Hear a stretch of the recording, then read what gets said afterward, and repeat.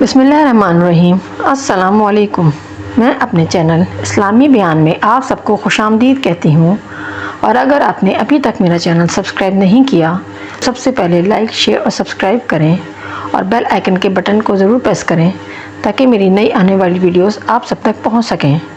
میں اس ویڈیو میں آج آپ کو شب قدر کی فضیلت اور اہمیت کے بارے میں بتاؤں گی، اور یہ بھی کہ یہ رات مخفی کیوں رکھی گئی ہے۔ ویڈیو کو اینڈ تک دیکھیے گا تاکہ آپ اس رات کو پہچان سکیں۔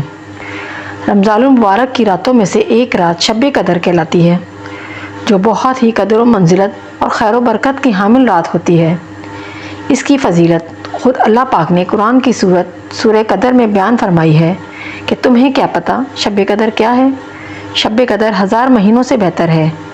اس میں فرشتے اور جبرائیل اترتے ہیں اپنے رب کے حکم سے ہر کام کے لیے، اور سلامتی ہے صبح چمکنے تک۔ 1000 مہینوں کے 83 برس 4 ماہ بنتے ہیں، یعنی جس شخص کی ایک رات عبادت میں گزری، گویا اس نے 83 برس 4 ماہ کا زمانہ عبادت میں گزارا۔ امام ظاہری رضی اللہ تعالیٰ عنہ فرماتے ہیں کہ قدر کے معنی مرتبے کے ہیں، چونکہ یہ رات باقی راتوں کے مقابلے میں شرف و مرتبے کے لحاظ سے بلند ہے، اس لیے اسے لیلۃ القدر کہتے ہیں۔ حضرت عباس بن عبداللہ سے مروی ہے کہ چونکہ اس رات میں اللہ تعالیٰ کی طرف سے تقدیر و فیصلے کا قلم بند فرشتوں کو سونپا جاتا ہے، اس وجہ سے اسے لیلۃ القدر کہتے ہیں۔ لیلۃ القدر فقط آپ صلی اللہ علیہ وآلہ وسلم کی امت کی خصوصیت ہے۔ نبی کریم صلی اللہ علیہ وآلہ وسلم نے ارشاد فرمایا، یہ مقدس رات اللہ تبارک و تعالیٰ نے فقط میری امت کو عطا فرمائی ہے، سابقہ امتوں میں سے یہ شرف کسی کو بھی نہیں ملا۔ مفسرین کرام لکھتے ہیں کہ پہلی امتوں میں سے عابد اسے قرار دیا جاتا تھا جو 1000 ماہ تک اللہ تعالیٰ کی عبادت کرتا تھا، لیکن نبی کریم صلی اللہ علیہ وآلہ وسلم کے صدقے میں اس امت کو یہ فضیلت حاصل ہوئی، اور وہ ایک رات کی عبادت سے اس سے بہتر مقام حاصل کر سکتی ہے۔ مسلمانوں کو یہ رات یعنی شب قدر کیوں ملی؟ اس رات کے عطا کیے جانے کا سب سے اہم سبب نبی کریم صلی اللہ علیہ وآلہ وسلم کی اس امت پر شفقت اور آپ صلی اللہ علیہ وآلہ وسلم کی غم خواری ہے۔ جب رسول کریم صلی اللہ علیہ وآلہ وسلم کو سابقہ لوگوں کی عمروں کے بارے میں آگاہ فرمایا گیا تو آپ صلی اللہ علیہ وآلہ وسلم نے ان کے مقابلے میں اپنی امت کے لوگوں کی عمر کو کم دیکھتے ہوئے یہ خیال فرمایا کہ میری امت کے لوگ اتنی کم عمر میں سابقہ امتوں کے برابر عمل کیسے کریں گے؟ جب اللہ تبارک و تعالیٰ نے آپ صلی اللہ علیہ وسلم کے مقدس دل کو اس معاملے میں ملول و پریشان دیکھا تو بس پھر آپ صلی اللہ علیہ وآلہ وسلم کو لیلۃ القدر عطا فرما دی گئی، جو 1000 مہینوں سے افضل ہے۔ اللہ پاک نے نبی کریم صلی اللہ علیہ وآلہ وسلم سے فرمایا کہ اے محمد مصطفیٰ صلی اللہ علیہ وآلہ وسلم، آپ کی امت کے لوگ ان سابقہ لوگوں کی 80 سالہ عبادت پر رشک کر رہے ہیں، تو آپ صلی اللہ علیہ وسلم کے رب نے آپ صلی اللہ علیہ وآلہ وسلم کو اس سے بہتر عطا فرما دیا ہے، اور پھر قرات کی انا انزلناہ فی لیلۃ القدر۔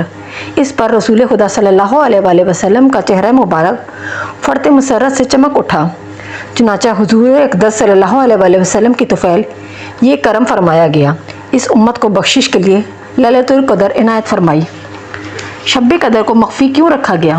اتنی اہم اور بابرکت رات کے مخفی ہونے کی متعدد حکمتیں بیان کی گئی ہیں، ان میں سے چند ایک یہ ہیں۔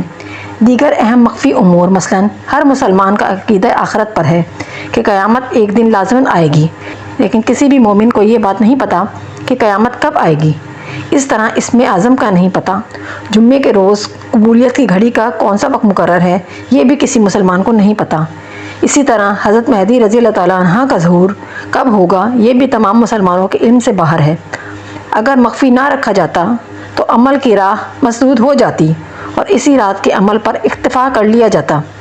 ذوق عبادت میں دوام کی خاطر اس کو اشکار نہیں کیا گیا۔ اللہ تعالیٰ کو چونکہ بندے کا رات کو جاگ کر نماز میں قیام اور عبادت بہت پسند ہے، اس لیے لیلۃ القدر کی رات کا تعین نہیں فرمایا تاکہ اس کی تلاش میں متعدد راتیں عبادت میں گزار دیں۔ اس رات کے تعین کی ایک وجہ گناہ گاروں پر شفقت بھی ہے، کیونکہ اگر علم کے باوجود اس رات میں گناہ سرزد ہوتا تو اس سے لیلۃ القدر کی عظمت مجروح کرنے کا جرم بھی لکھا جاتا اور بخشش ناممکن ہو جاتی۔ بعض لوگوں کو یہ غلط فہمی تھی کہ شاید آپ صلی اللہ علیہ وآلہ وسلم کو بھی اس رات کے بارے میں علم نہ تھا، کہ شب قدر کون سی رات ہے، حالانکہ یہ بات درست نہیں، کیونکہ ایک رات حکم ربی سے رسالت مآب حضرت محمد مصطفیٰ صلی اللہ علیہ وآلہ وسلم شب قدر کے تعین کے بارے میں آگاہی فرمانے کے لیے گھر سے نکلے، لیکن راستے میں 2 آدمیوں کو آپس میں جھگڑتے دیکھا اور فرمایا کہ میں تمہیں شب قدر کے بارے میں اطلاع دینے آیا تھا، مگر فلاں فلاں کی لڑائی کی وجہ سے اس کا تعین اٹھا لیا گیا۔ لیلۃ القدر کے بارے میں بڑی بدعتیں بھی پھیلی ہوئی ہیں کہ جتھا بنا کے مسجدوں میں جانا، مختلف قسم کی نمازوں کا تعین کرنا، مختلف رکعات میں مخصوص آیات پڑھنا، اجتماعی عبادت کرنا، یہ تمام چیزیں قرآن و سنت سے کہیں ثابت نہیں ہوتی، اور اگر ان کو دین سمجھ کر کریں گے تو یہ بدعتیں ہو جائیں گی۔ سنت سے دور ہیں یہ سب چیزیں۔ انفرادی عبادت ہونی چاہیے، نماز کا کوئی مخصوص طریقہ نہ ہو، جس طرح عام دنوں میں نوافل ادا کرتے ہیں ویسے ہی پڑھیں، قرآن پاک کی تلاوت کریں، تسبیحات پڑھیں، درود و سلام پیش کریں، تہجد کی نماز کی ادائیگی کریں، بہتر یہ کہ گھر میں ہی قیام کریں، حسب توفیق نوافل ادا کریں۔ نوافل گھر میں پڑھنا مسجد میں جا کے باجماعت پڑھنے سے زیادہ افضل ہے۔